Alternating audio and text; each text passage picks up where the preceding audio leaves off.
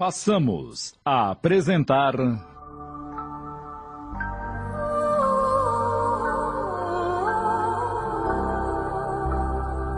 Renúncia, minissérie de Tony de França em 20 capítulos da obra psicografada por Chico Xavier, ditada pelo Espírito Emmanuel.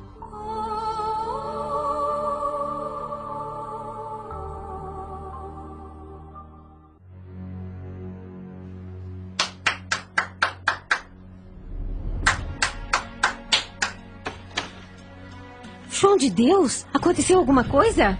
Senhora, fugi para lhe trazer graves notícias. Pois esta noite ouvi uma conversa de Dom Diego com o filho a respeito desta propriedade. Mas como assim? De que falavam? É que o Santo Ofício vai ocupar-se das propriedades do senhor Antero de Oviedo e que os Estigarríbias vão incluir esta chácara no espólio do falecido. Eles não podem fazer isto. Esta casa é minha, me pertence. Madalena agora se via num turbilhão de desespero. Perder a filha, jamais. Já perder o esposo e o seu coração não suportaria tal fato. E meditava. Pai de amor e bondade, com sincera gratidão, peço-vos por intermédio de Jesus, seu filho, que veleis por minha fraqueza de mulher e mãe, defendendo minha filhinha dos lobos desalmados. Pai nosso que estais... Já clareava o dia e seu coração materno, em silenciosa súplica, invocava a misericórdia e proteção do crucificado. De súbito, lhe veio à mente. Sim, estou decidida. Vou agora mesmo bater à porta das irmãs carmelitas para um fraternal amparo. Mesmo com os pés atrofiados, irei à cidade e levarei Alcione comigo.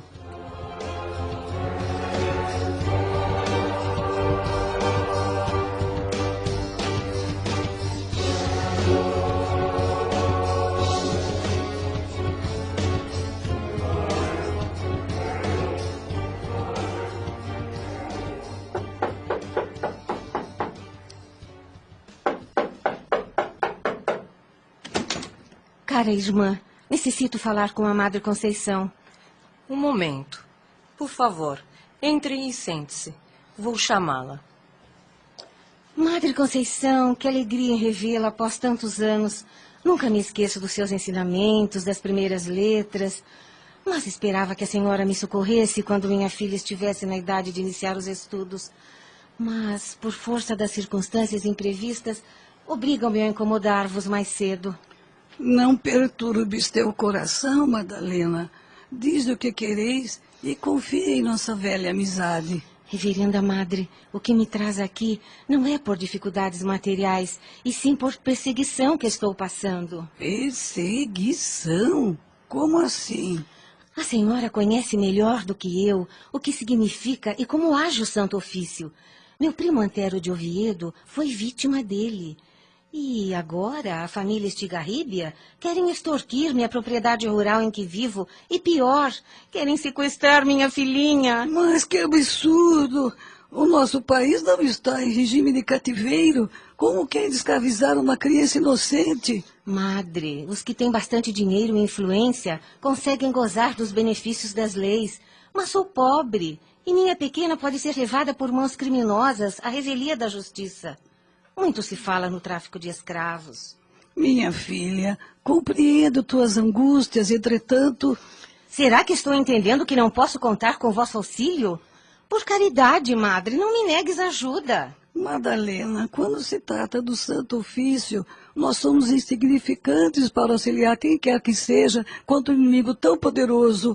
Entendas, minha filha... Imagines que mês passado buscamos defender 2 homens caluniados pelos inquisidores e resultou que 2 irmãs e eu fomos açoitadas 5 vezes. Que absurdo! Como se admite semelhante tribunal no seio da própria igreja?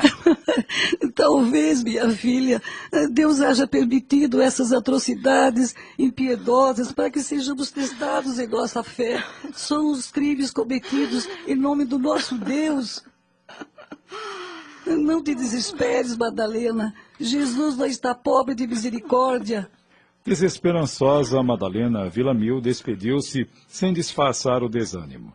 A falta de dinheiro amortecia-lhe os impulsos, De regresso ao lar, mergulhou em meditações entre meio de lágrimas. À noite, eis que batem à sua porta.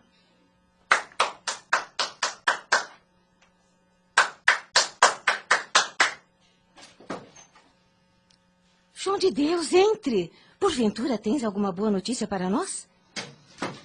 João, meu bom amigo, minha ida ao convento de São José não surtiu efeitos. Estou muito aflita. Dona Madalena, nem tudo está perdido. Como assim? Sem dinheiro não se consegue nada neste caso? Minha senhora, conheço alguém que poderá nos ajudar. Tenho fé. Mas de quem se trata? É o padre Damiano. Ele oficia na igreja de São Vicente. Sempre me socorreu nos momentos difíceis.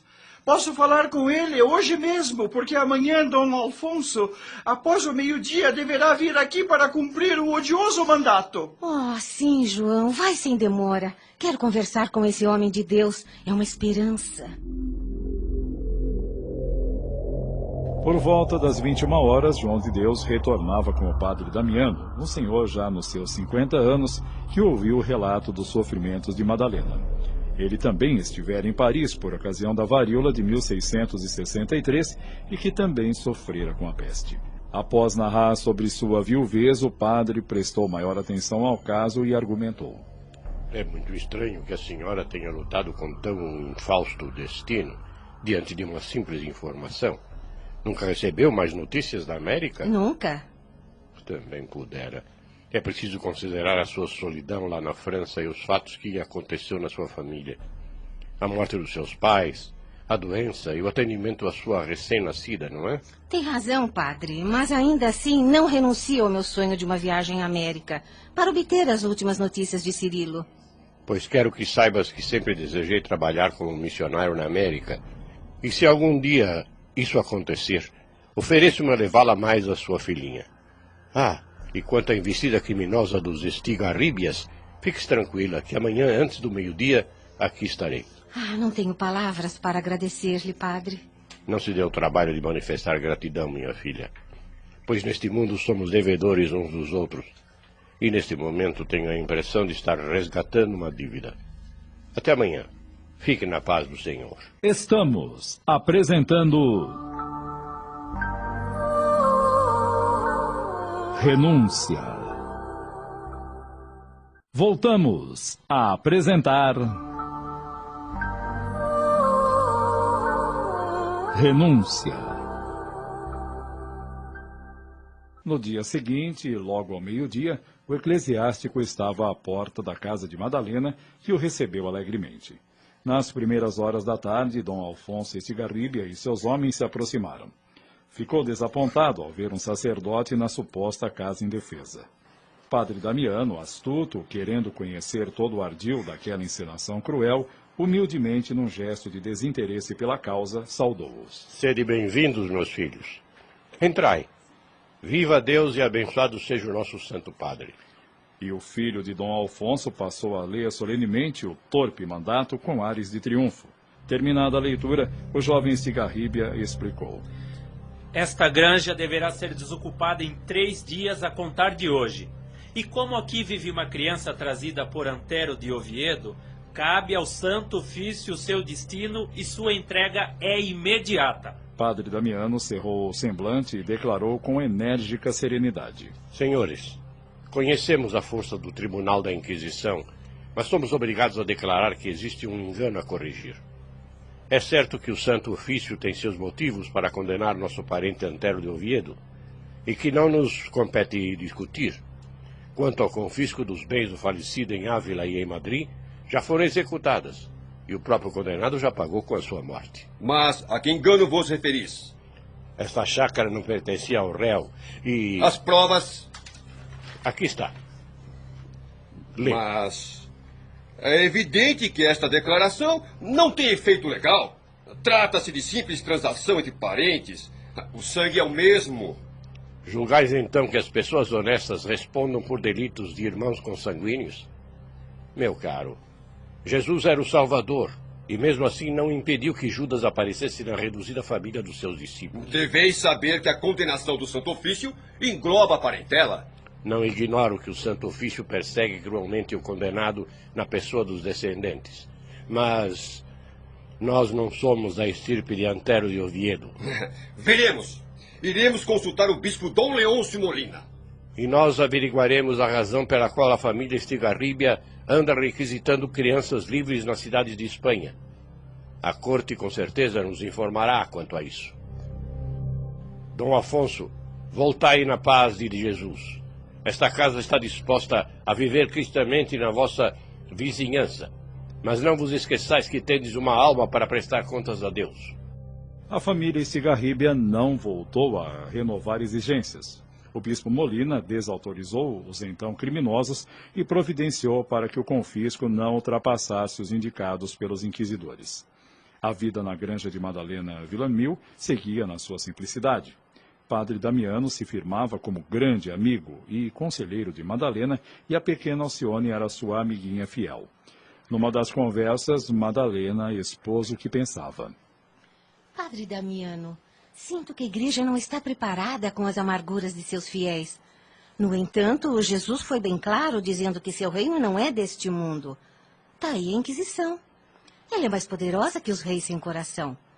Não concordais que somos mais escravos antes que devotos? Sim, minha filha. Tuas observações são justas. Deus cria a vida, não o cativeiro. As instituições humanas são as culpadas por esses desvios. Padres ambiciosos de poder temporal são inúmeros, mas jamais poderão abafar o cristianismo na sua essência divina e eterna. Deus misericordioso lhes tolera os insultos, mas a verdade sempre triunfará a seu tempo. As iniquidades da terra jamais devem aniquilar uma centelha de nossa fé. A fé, padre? Como adquiri-la? Filha, definitivamente essa questão é quase impossível resolver, uma vez que não poderemos criar os valores da fé enquanto a inquietação toma conta de nós. A fé está intrínseca em nós. Temos que vivenciá-la para fortalecê-la cada vez mais. Mas, padre Damiano, como encarar as imparcialidades, as desigualdades que enfrentamos no dia a dia? Oh, minha filha, vede o ensinamento de Jesus que diz: a cada um segundo suas obras. Na obra divina, infinita e eterna, cada filho tem responsabilidade própria. Ele engrandecerá ou submeter-se-á ao rebaixamento conforme utiliza as chances recebidas.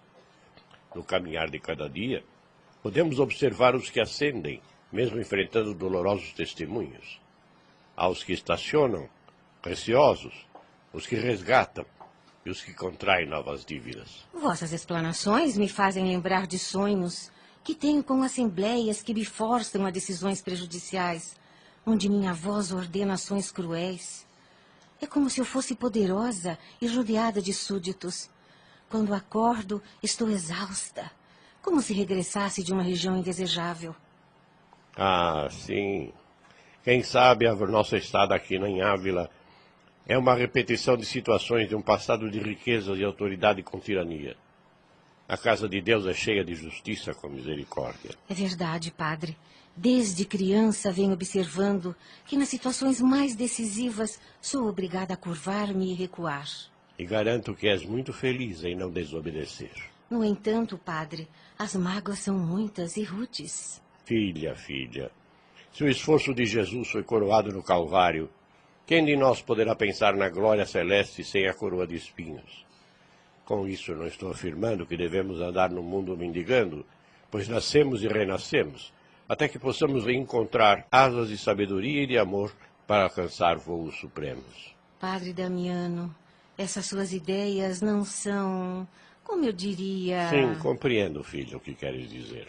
Se o Santo Ofício tomasse conhecimento dos meus ideais, eu seria julgado e condenado pela Inquisição, pois representaria um crime de traição que me levaria à fogueira, pois nossa crença atual tem base no terror da tirania religiosa e não na liberdade sublime do Evangelho. A barca de Roma é diferente da barca da Galileia. Na primeira, temos sacerdotes ambiciosos e insaciáveis. Na segunda, tínhamos pescadores.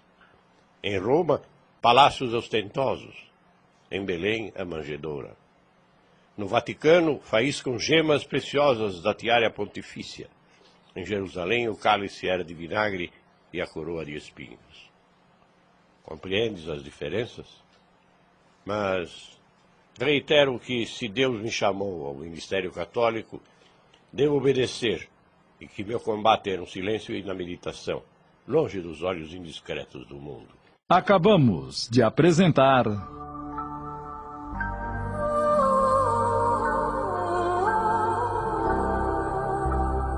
Renúncia. Minissérie de Tony de França em 20 capítulos da obra psicografada por Chico Xavier, ditada pelo Espírito Emmanuel.